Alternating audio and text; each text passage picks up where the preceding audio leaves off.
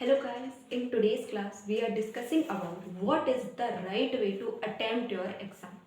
देखिए guys, आपने पूरे साल मेहनत की है, हमने सब कुछ याद भी कर लिया है, अब हमारा पेपर है। तो गाइस हमें एक चीज़ जो बहुत ज़्यादा इम्पॉर्टेंट है वो ध्यान में रखनी है। वो क्या है? वो ये है कि आपने पूरे साल जितनी मेहनत की है, आप अपनी उस मेहनत को किस तरह से प्रेजेंट करोगे।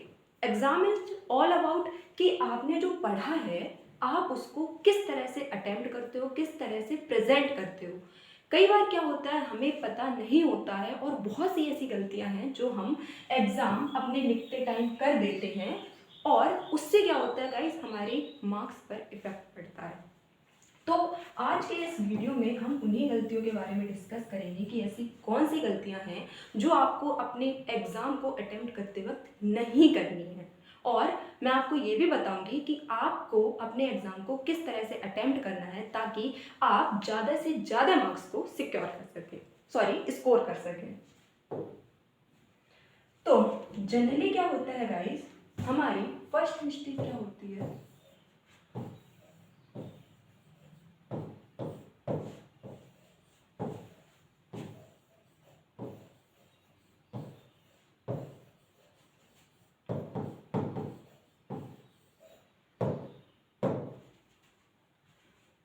Don't do over writing. अब गाइस देखिए, हम में से कुछ बच्चे क्या होता है अपने एग्जाम पर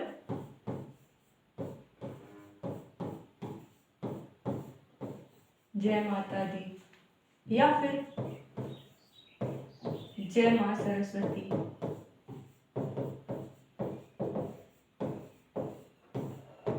या फिर आप इस तरह से देखा होगा आपने, आप ऐसे डिजाइन बना देते हैं।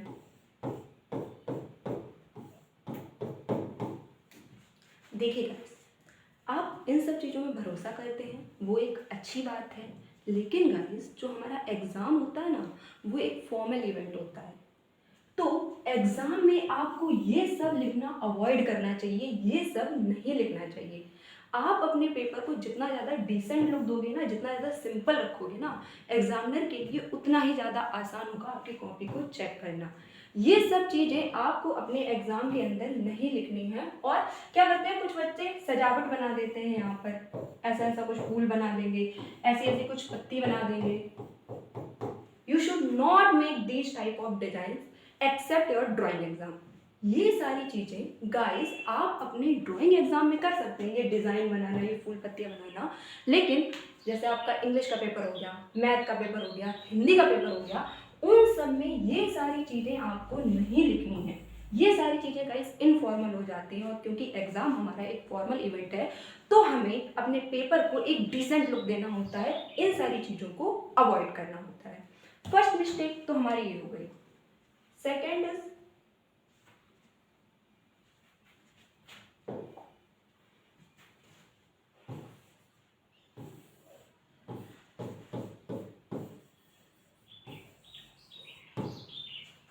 सेकेंड हमारी मिस्टेक होती है एरर्स। देखिए गाइस, मान लीजिए गाइस आपसे एग्जाम में कुछ गलती हो गई है, आप कुछ स्पेलिंग लिख रहे थे, मान लीजिए आप हैप्पी की स्पेलिंग लिख रहे थे। हैप्पी की हमारी स्पेलिंग क्या होती है? ये, ठीक है। अब क्या हुआ, आपसे गलती हो गई और आपने कुछ भी, मान लीजिए गलती हो गई, आपने ई बना दिया या पी की जगह कुछ और बना दिया। आपको क्या करना है, सिंपली एक लाइन ऐसी कर देंगे, बहुत ज़्यादा 2 लाइन ऐसे कर दीजिए। अब कुछ बच्चे क्या होते हैं अपने एग्जाम में वो ऐसे ऐसे करते हैं। गाइस अगर आप ऐसे करोगे ना तो बहुत ज़्यादा चांसेस है कि जो आपकी मिस्टेक हुई है वो ज़्यादा हाईलाइट हो रही है। मान लीजिए आपने पेपर लिखा, कोई भी आंसर लिखा, ठीक है, सिंपली आप अगर 2 लाइनें करोगे ना अपनी मिस्टेक के ऊपर, आप एग्जामिनर की इतनी ज़्यादा नज़र नहीं जाएगी और आपका जो आंसर है वो देखने में भी ठीक लगेगा। लेकिन अगर आप ज़्यादा बार ऐसे ऐसे कर दोगे, पहली बात तो पूरे आंसर में आपकी जो ये मिस्टेक है हाईलाइट हो जाएगी। दूसरी चीज़, आपके आंसर पर ये अच्छा इंप्रेशन नहीं डालती है। मान लीजिए आपसे 2-3 कटिंग हो गई और आपने ऐसे ऐसे कर ज़्यादा कर दिया, ये आपके एग्जाम पर अच्छा इंप्रेशन नहीं डालेगी। हो जाता है गाइस कि हम पढ़ते हैं, गलतियां होती हैं, सबसे हो जाती हैं, लेकिन सिंपली अगर आपसे कोई भी स्पेलिंग गलत हुई है 1 लाइन कर दीजिए, बहुत ज़्यादा 2 लाइन कर दीजिए, इससे ज़्यादा आपको और कुछ नहीं करना है। कई बच्चे क्या होते हैं, इस टाइप की मिस्टेक कर देते हैं, और गाइस पता है यही छोटे छोटे कारण होते हैं जिनसे हमारे मार्क्स जो है थोड़े कम आते हैं। अगर आप इन चीज़ों को ध्यान रखेंगे तो आपके मार्क्स जरूर इम्प्रूव होंगे और अच्छे आएंगे। अब थर्ड मिस्टेक पर हम बात करते हैं।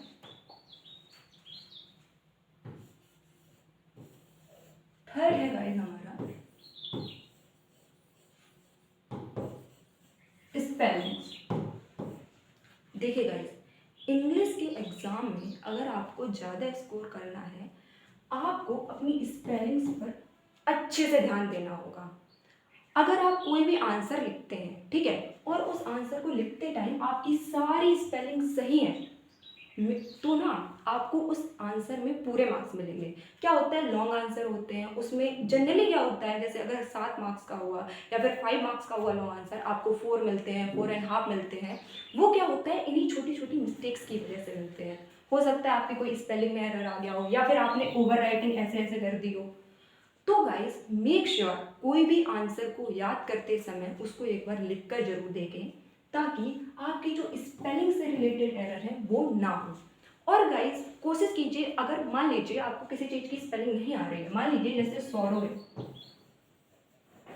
ठीक है, एट दैट मोमेंट आपको नहीं याद आ रहा है कि सौरव की स्पेलिंग क्या होती है, तो आप इन चीज़ों के सिनोनिम्स भी यूज कर सकते हैं। जैसे सौरव की जगह पर आप सैड लिख दें आंसर को लिखते टाइम, ठीक है।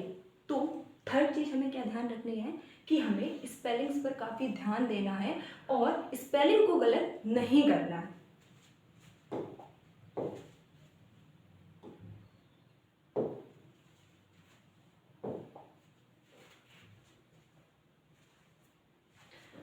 अब गाइस फोर्थ पॉइंट,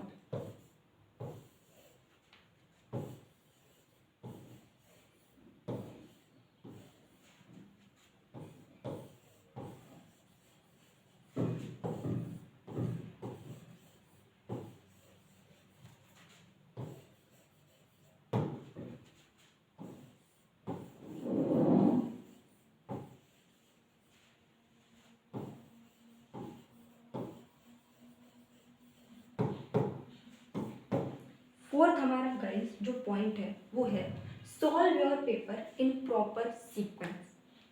ये गाइस हमारा बहुत ही ज़्यादा इंपॉर्टेंट पॉइंट है, और कई बच्चे क्या होते हैं इन सारी चीज़ों में मिस्टेक कर देते हैं।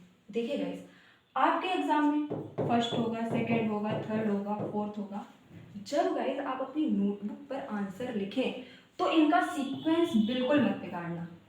पहला है तो उसको पहले करेंगे, दूसरा है उसको दूसरे में करेंगे, थर्ड नंबर उसके बाद आएगा, फोर्थ नंबर उसके बाद आएगा। अब यहाँ पर आप एक चीज़ ध्यान रखिएगा, मान लीजिए आपने पहला क्वेश्चन किया, दूसरा किया, तीसरा किया, चौथा आपको नहीं आ रहा है, तो उस टाइम ना आपको टाइम वेस्ट नहीं करना है।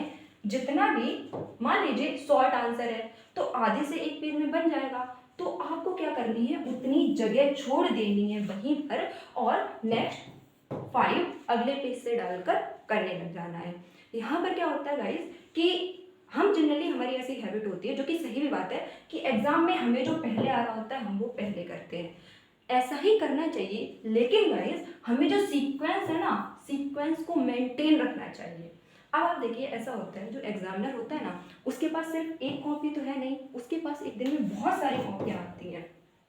अगर आप क्या करेंगे, मान लीजिए आपने थर्ड पहले लिख दिया, 5 पहले लिख दिया, 5 उसके बाद लिखा, उसके बाद 4 लिख दिया, तो इससे क्या होता है, एग्जामिनर को थोड़ी डिफिकल्टी होती है आपकी कॉपी को चेक करने में। उसको बार बार देखना पड़ता है पेपर में कि हाँ 5 वाला किया है तो ये इतने नंबर का है, 4 वाला किया है तो ये इतने नंबर का है। एक बात होती है गाइस, वो बात ये होती है कि आप अपनी कॉपी को कितना ज़्यादा सिंपल वे में रखते हो। Simple way in the sense कि अगर आपकी कोई कॉपी चेक कर रहा है ना, उसको कितनी आसानी हो रही है आपकी कॉपी को चेक करने में। आपके मार्क्स इस बात पर भी डिपेंड करते हैं। अगर आप ऐसा उल्टा सीधा सीक्वेंस फॉलो करोगे ना, तो जो एग्जामिनर होगा ना उसको थोड़ी डिफिकल्टी आ सकती है। दूसरी चीज़, मान लीजिए कि 4 वाला क्वेश्चन है आपने पहले कर दिया, ठीक है, 5 वाला जो है उससे पहले कर दिया, और इन दोनों के मार्क्स जो हैं वो अलग अलग है, तो मार्क्स को बार बार देखने से भी पता है गाइस क्या होता है, ऐसे क्या है, जैसे हमें सीक्वेंस वाइज हमें पता होता है कि पहले हमारे एमसीक्यू आएंगे, फिर ये आएगा, फिर ये आएगा, फिर ये आएगा। लेकिन मान लीजिए आपने 4 वाला क्वेश्चन पहले कर दिया, तो एग्जामिनर को पता है बार बार पेपर को देखना पड़ेगा कि हाँ 4th नंबर पे ये है, इसके मार्क्स इतने, हमें बच्चे को ऐसे देना। तो गाइस हमें क्या करना है, प्रॉपर सीक्वेंस फॉलो करना है अपने एग्जाम को लिखते टाइम। और जो भी क्वेश्चन आपको नहीं आ रहा है उसके लिए जगह छोड़ दीजिए, सेकेंड राउंड में जब आप आएंगे आपको तब करना है। ऑलराइट,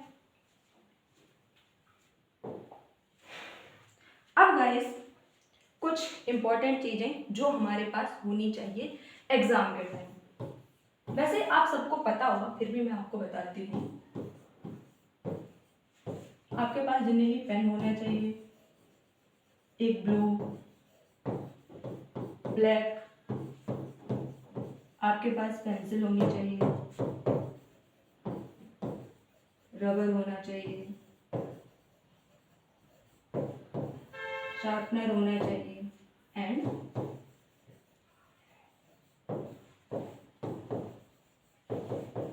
ब्लैक स्केच पेन होनी चाहिए, और आपके पास एक रूलर होना चाहिए।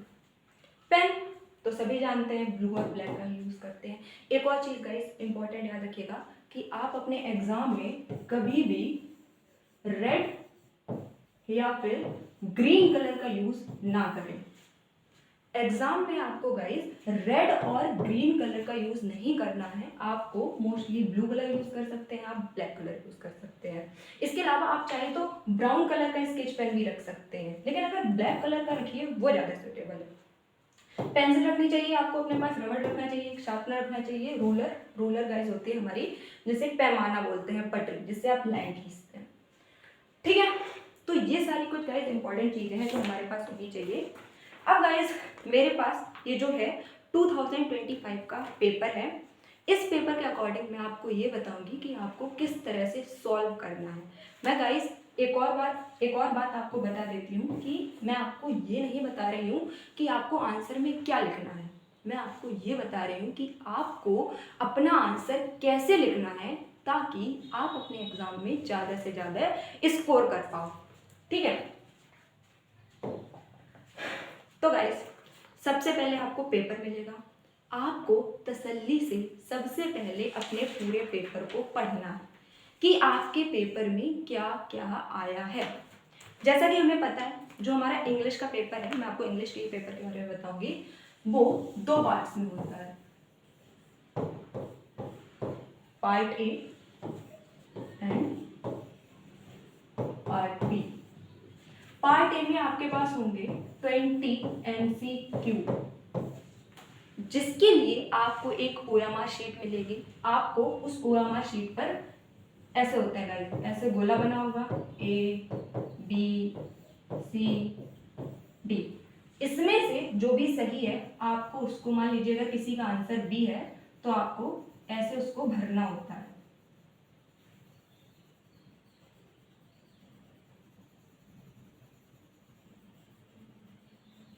ठीक है, अच्छे से। अब गाइस MCQ करते समय एक चीज आप ध्यान रखना, पहली बात आपको जो भी MCQ पहले आ रहा है उसको पहले करना है।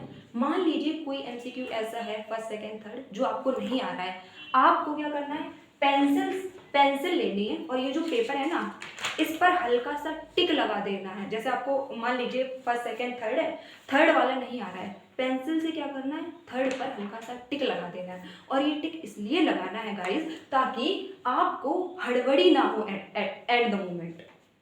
एंड ऑफ द मोमेंट पे क्या होता है, थोड़ा टाइम भी गाइस हमारे पास, मतलब जैसे हम करते रहते हैं ना एग्जाम पूरे टाइम, तो एंड में अगर आपके पास 15 मिनट बचे हैं ना तो गाइस क्या होता है, हमें हड़बड़ी सी होने लगती है। तो अगर हम टिक लगा देंगे ना तो हमें हड़बड़ी नहीं होगी, बार बार पेज नहीं पलटने होंगे ये देखने के लिए कि हमारा कौन सा ऐसा आंसर है जो छूट गया है।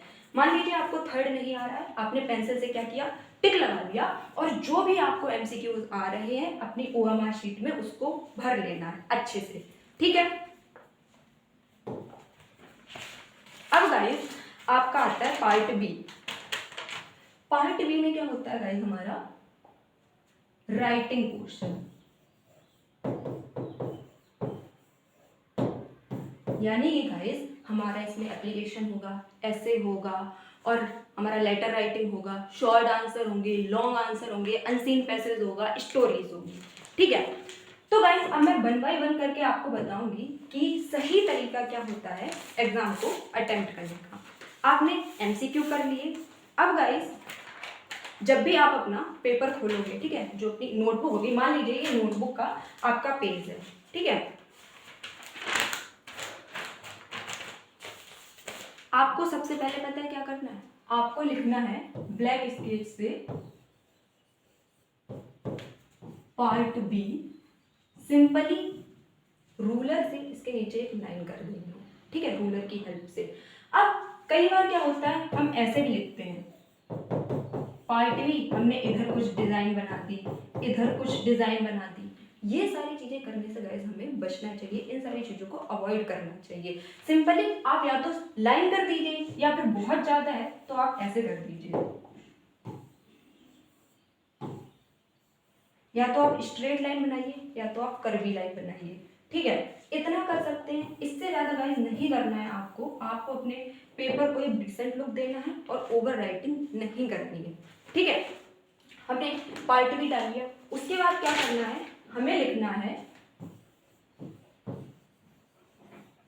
क्वेश्चन 1A, और ये भी गाइस पता है, ये आपको स्केच से लिखना है, ये भी स्केच से लिखना है, और पेपर के बीच में लिखना है। ठीक है, और उसके बाद आपको क्या करना है, यहां डालना है आंसर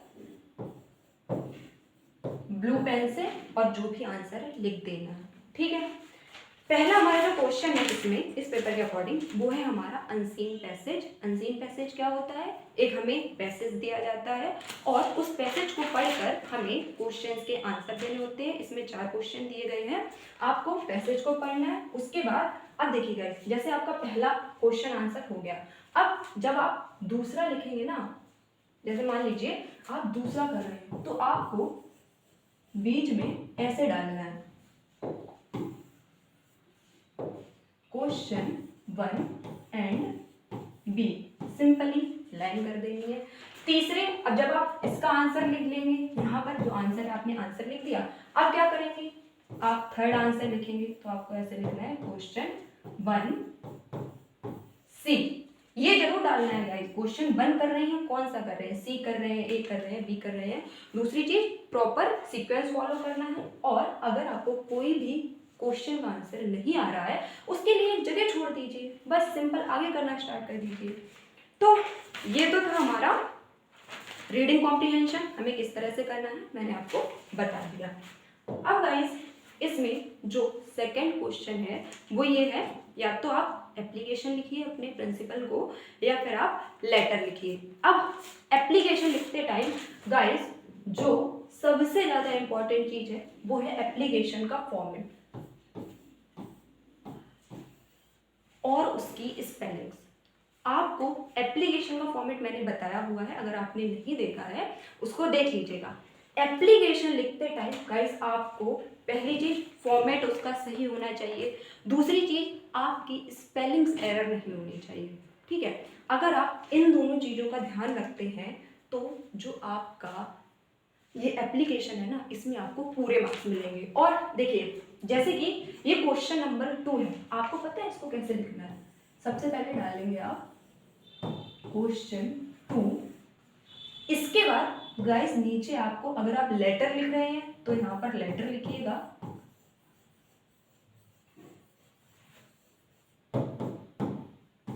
एप्लीकेशन लिखकर आपको नीचे एक लाइन करनी है, और ये आपको ब्लैक स्केच से करना है। उसके बाद आपको नीचे से एप्लीकेशन लिखना स्टार्ट करना है, उसके सही फॉर्मेट में और विदाउट एरर, यानी कि आपकी स्पेलिंग में एरर नहीं होना चाहिए।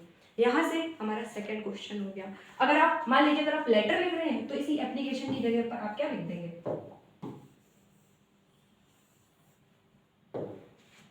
आप लिख देंगे। एक और चीज गाइस मैं आपको बता दूं, दोनों चीजें मत लिखिएगा। देखिए, अगर आप ऐसा कर देंगे ना, एप्लीकेशन लिख देंगे, अगर आप एप्लीकेशन लिख रहे हैं लेटर लिख देंगे। अगर आप लेटर लिख रहे हैं तो एग्जामिनर के लिए आसानी होगी ये पहचानने में कि आपने लिखा क्या, आपने एप्लीकेशन लिखा है या फिर आपने लेटर लिखा है। क्योंकि गाइस हमारे एग्जाम में और करके आता है, या तो आपको एप्लीकेशन लिखना होता है या तो आपको लेटर लिखना होता है। तो जो भी चीज़ आप गाइस लिख रहे हैं ऊपर बस एक हेडिंग डाल दीजिए कि हाँ मैं ये लिख रहा हूँ, और सिंपली आपको एक लाइन कर देनी है। ठीक है, इस तरह से हमने अपना सेकेंड क्वेश्चन किया, प्रॉपर हमने नीचे लिख लिया। ठीक है, अब हमारा इसमें जो थर्ड क्वेश्चन है वो है एक आर्टिकल लिखना है मैगजीन पर, और या फिर आपको एक ऐसे लिखना है। जनरली क्या होता है बच्चे ऐसे लिखते हैं। अब गाइस जैसे ये क्वेश्चन थर्ड है तो आपने लिखा क्वेश्चन थर्ड, उसके बाद मान लीजिए आप ऐसे लिख रहे हैं। ठीक है, तो इसमें ऐसे का जो टाइटल है वो हमें दिया गया है, तो आपको ऐसे को शुरू करते टाइम उस टाइटल को यहाँ पे लिखना है।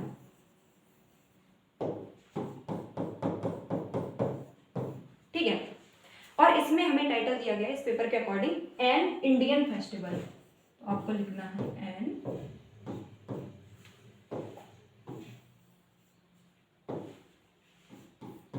Indian festival. ऑलराइट, अगर आप ऐसे नहीं लिख रहे हैं, मान लीजिए इसमें कॉलेज मैगजीन पर लिखना है, ठीक है, तो आप यहां पर गाइस उस चीज को डालेंगे। यहां पर गाइस हमको मैगजीन का भी नेम दिया गया है, वो नेम दिया गया है इम्पोर्टेंस एंड नीड। अगर आप ऐसे नहीं लिख रहे हैं और मैगजीन के लिए आर्टिकल लिख रहे हैं तो आपको क्या लिखना है,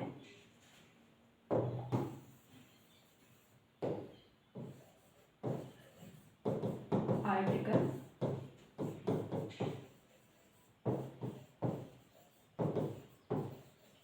इम्पोर्टेंस एंड नीड। ठीक है, सिंपली आपको अंडरलाइन कर देना है।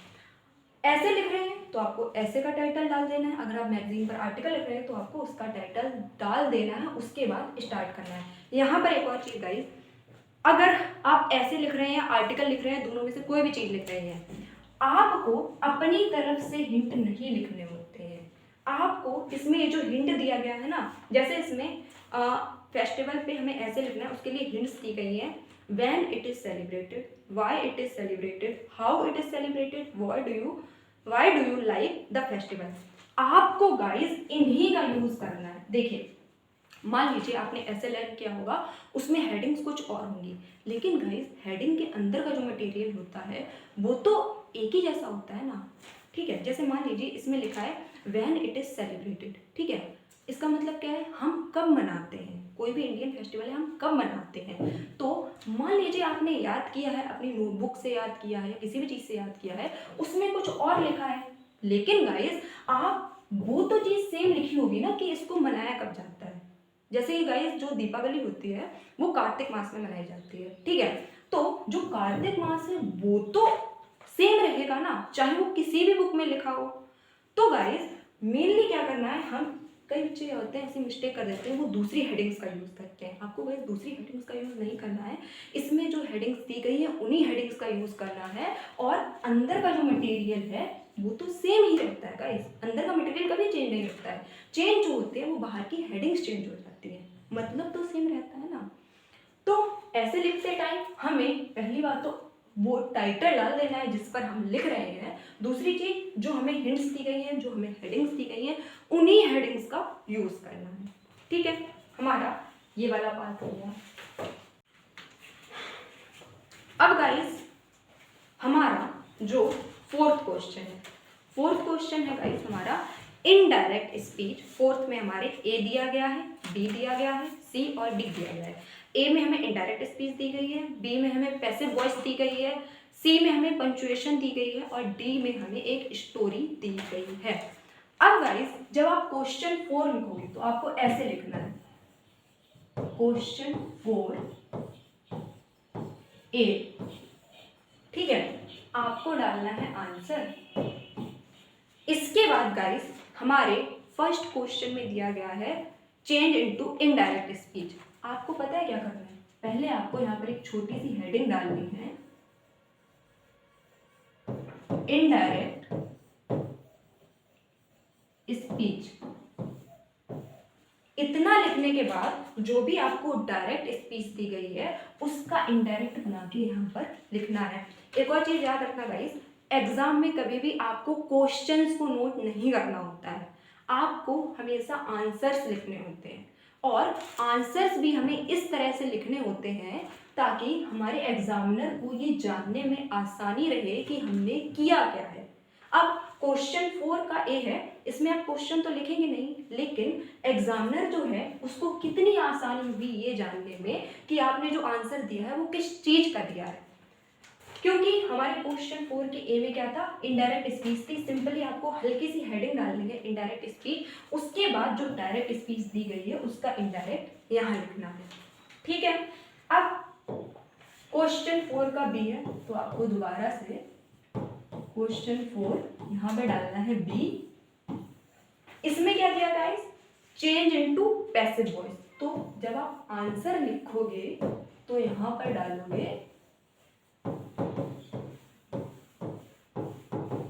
पैसिव वॉइस, छोटी सी हेडिंग ब्लैक पेन से अंडरलाइन करोगे, उसके बाद जो आपको एक्टिव वॉइस दी गई है उसका पैसिव आपको नीचे लिखना है। ठीक है, अब हम थर्ड क्वेश्चन पर आते हैं। हमारा है जो क्वेश्चन 4 है उसका सी। सी हमारा क्या है, punctuate the following using capital letters wherever necessary. ठीक है, तो यहां पर जब आप आंसर लिखेंगे आप डालेंगे पंचुएशन, डैश करेंगे, उसके बाद गाइस जो भी पंचुएशन का यूज करेंगे उस सेंटेंस को इसके नीचे लिख देंगे। और गाइस डी यानी कि जो क्वेश्चन 4 है उसका डी है, इसका आंसर लिखते टाइम हमें लिखना है स्टोरी, क्योंकि क्वेश्चन इस पेपर के अकॉर्डिंग जो क्वेश्चन 4 का डी है उसमें हमें स्टोरी दी गई है। स्टोरी लिख के हमें जो भी उसका ट्रांसलेशन है फिर यहाँ पे नीचे लिखना है। और इतनी चीज समझ में आई। ये गाइस क्या होती है, छोटी छोटी चीजें होती हैं जो कि हमारी राइटिंग को इम्प्रूव करती हैं। ठीक है, अगर आप इन सारी चीजों का ध्यान रखोगे ना, आपने इनडायरेक्ट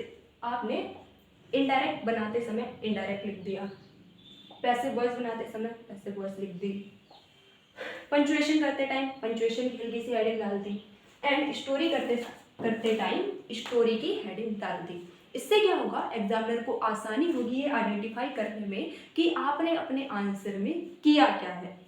और आपको पेपर का एक प्रॉपर सीक्वेंस जरूर फॉलो करना है। इस चीज को गाइस आप हमेशा याद रखिएगा। आपको जो नहीं आ रहा है उसके लिए जगह छोड़नी है, लेकिन पेपर आपको सीक्वेंस में करना है। अब गाइस हमारा जो क्वेश्चन 5 है वो हमें दिया गया है शॉर्ट आंसर के बारे में, यानी कि 30 to 40 वर्ड्स हमें लिखने हैं इस पेपर के अकॉर्डिंग। तो इसमें गाइस हमें 2 क्वेश्चन दिए गए हैं, ए में और करके दिया जाएगा, यानी कि आप ये करो या ये करो, और बी में और करके दिया जाएगा, ये करो चाहे ये करो। अब आपको कैसे करना है देखिए, सबसे पहले तो आपको सिंपली डालना है क्वेश्चन 5 ए कर रही हो तो ए। ठीक है, अब गाइस आंसर लिखते टाइम एक चीज याद रखना गाइस, जैसे कि ये क्वेश्चन है, how did Lencho and his family welcome the ring. ठीक है, ये हमारा क्वेश्चन है और हमें आंसर लिखना है। ठीक है, देखिए गाइस अगर आपको लॉन्ग आंसर और शॉर्ट आंसर में अच्छे मार्क्स स्कोर करने हैं तो पता है आपको क्या करना होता है, जो भी मेन चीज है उसको ब्लैक पेन से लिख के नीचे लाइन कर देनी होती है। फॉर एग्जाम्पल मैं आपको बताती हूँ, जैसे अगर आपके एग्जाम में क्वेश्चन ये आया, व्हाट इज द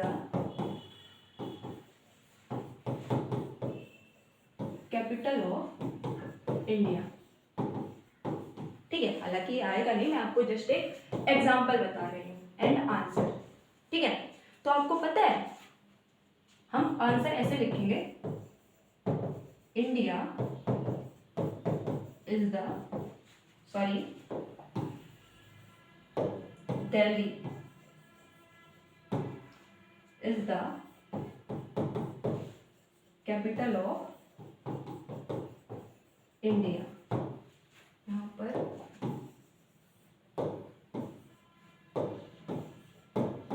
आंसर है न्यू दिल्ली, ठीक है।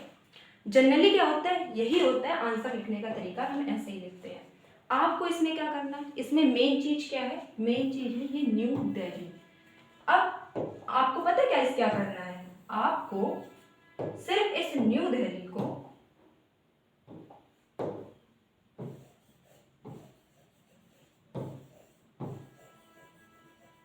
लिखना है अपने ब्लैक पेन से और कर देना है अंडरलाइन जस्ट, और बाकी सारी चीज को आपको लिखना है ब्लू पेन से। ये करते टाइम हमने पता है क्या किया है, ऐसा करते वक्त हमने जो मेन चीज इस क्वेश्चन में पूछी गई थी उसको हाईलाइट कर दिया है। ऐसा करने से क्या होता है कि एग्जामिनर को आसानी होती है आपकी कॉपी को चेक करने में, वो टू द पॉइंट चीज ही देखते हैं। तो गाइस हर क्वेश्चन का आंसर लिखते टाइम कुछ वर्ड्स हमारे ऐसे होते हैं जो इम्पॉर्टेंट होते हैं, उस क्वेश्चन के अकॉर्डिंग आपको क्या करना है, केवल उन वर्ड्स को ब्लैक पेन से लिखना है और उनको अंडरलाइन कर देना है, बाकी आपको अपने पूरे आंसर को ब्लू पेन से लिखना है। तो हमारा यहाँ पे एक शॉर्ट आंसर है, सिंपली हम लिखेंगे, अपना आंसर लिख देंगे और जो इम्पोर्टेंट वर्ड होंगे उनको ब्लैक पेन से लिखेंगे और अंडरलाइन कर देंगे। इसी तरह से हम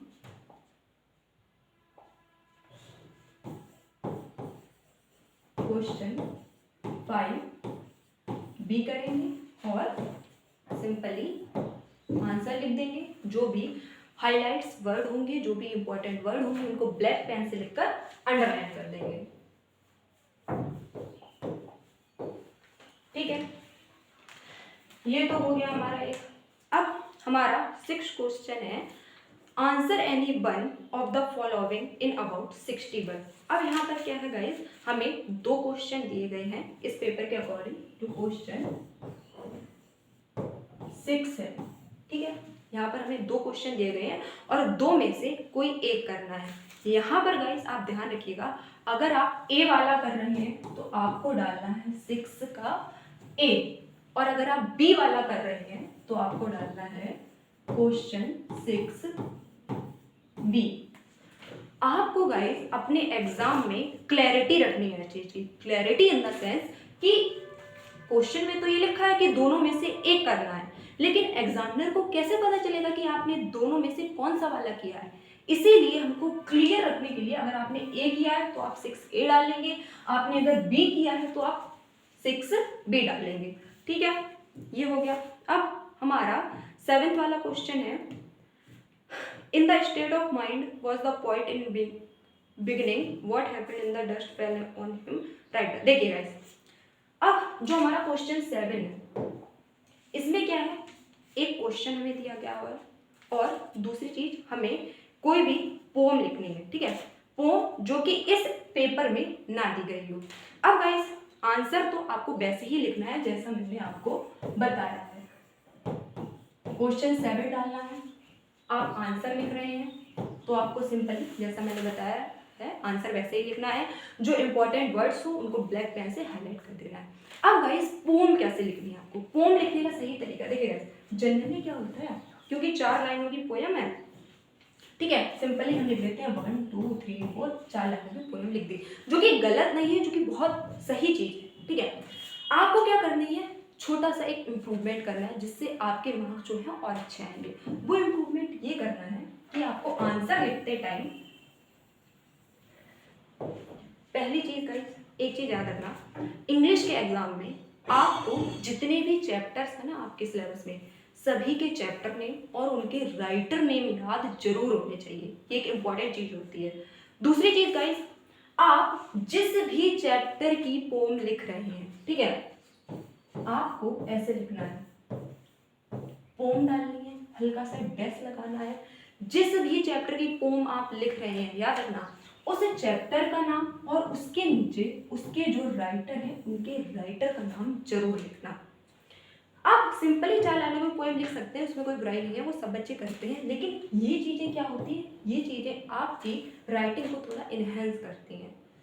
अगर गाइस देखिए आपको नहीं आ रहा है तो मत लिखिएगा, लेकिन जो भी पोएम आपने याद की है, ठीक है, उसका चैप्टर नेम और उसका राइटर नेम आपको ऊपर लिखना है, अंडरलाइन करना है, उसके बाद यहाँ पर 4 लाइनों की पोएम लिखनी है, ठीक है। ऐसे अगर आप लिखोगे ना तो गाइस एग्जामिनर जो है वो आपसे इम्प्रेस हो जाएगा, उसको पता लगेगा कि ये जो बच्चा है इसने अच्छे से पढ़ाई की है। क्योंकि गाइस एग्जामिनर के पास बहुत सारी कॉपियां होती हैं, आप किस तरह से अपनी कॉपी को उसकी नज़रों में हाईलाइट करवा सकते हो, ये कुछ ऐसी चीजें हैं जिनका हमें ध्यान रखना चाहिए। पोम आपको किस तरह से लिखनी है, पोम डालना है, हल्का सा डैश लगाना है, उस चैप्टर का नाम लिखना है जिस चैप्टर की आप पोम लिख रहे हो और उसके राइटर का नाम लिखना है, नीचे जनरली हमें 4 लाइनें पोम की लिख देनी है, ठीक है। अब गाइस इसमें हमें क्वेश्चन 8 में सेंट्रल आइडिया लिखने के लिए बोला है, तो इसको हम इस तरह से लिखेंगे, हम डालेंगे क्वेश्चन 8। अब गाइस जब आप आंसर लिखेंगे ना तो आपको ऐसे लिखना है, सेंट्रल आइडिया, जिस भी पोम का आप सेंट्रल आइडिया लिख रहे हैं, मान लीजिए एक हमें इसमें 3 ऑप्शन दिए जाते हैं गाइस, जो भी सेंट्रल आइडिया वाला क्वेश्चन होता है उसमें 3 हमें ऑप्शन दिए जाएंगे, उन 3 ऑप्शन में से किसी एक पोम का सेंट्रल आइडिया आपको लिखना है, ठीक है। तो मान लीजिए आप जिस भी पोम का सेंट्रल आइडिया लिख रहे हैं, यहाँ पर जाएगा उस पोम का नाम, साथ ही गाइस इसके नीचे लिखेंगे आप बाई करके उसके राइटर का नाम, उसके बाद से आप यहाँ सेंट्रल आइडिया लिखना स्टार्ट करेंगे, ठीक है गाइस। अब यहाँ पर एक और इम्पॉर्टेंट चीज, इस सेंट्रल आइडिया में जहां पर आपको राइटर का नाम लिखना होगा ना, तो राइटर का नाम लिखना है आपको ब्लैक पेन से और उसको करना है अंडरलाइन। सेंट्रल आइडिया भी लिखते टाइम जो मेन वर्ड्स हैं उनको ब्लैक पेन से लिखना है और करना है अंडरलाइन, बाकी आपको अपना पूरा सेंट्रल आइडिया ब्लू पेन से लिखना है।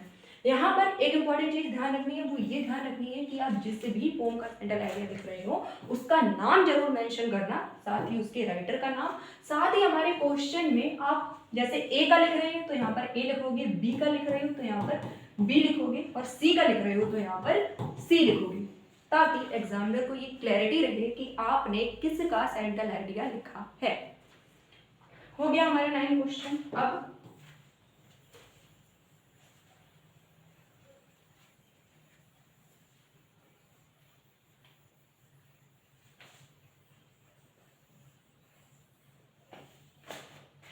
हमारा 9 क्वेश्चन है, 9 क्वेश्चन में हमारा गाइस सेम है कि हमें 2 क्वेश्चन दिए गए हैं, उनमें से कोई एक लिखना है 30 to 40 वर्ड्स की रेंज में। तो सिंपली हम क्या करेंगे, क्वेश्चन 9 डालेंगे। अब 9 में गाइस करना एक है, लेकिन हम कौन सा कर रहे हैं यहाँ पे प्रॉपर मेंशन करेंगे, 9 का हम ए कर रहे हैं या फिर 9 का हम बी कर रहे हैं।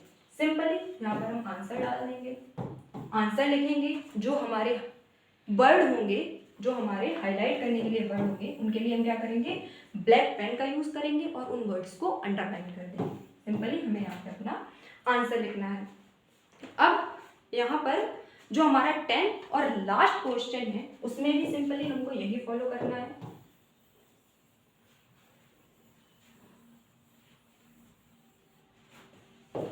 क्वेश्चन 10 लिखेंगे, कोई एक करना है तो ये क्लैरिटी रखना अपने एग्जाम में, आप ए कर रहे हो तो आपको ए डालना है और बी कर रहे हो तो आपको बी डालना है, अंडरलाइन करना है और अपना आंसर लिखना है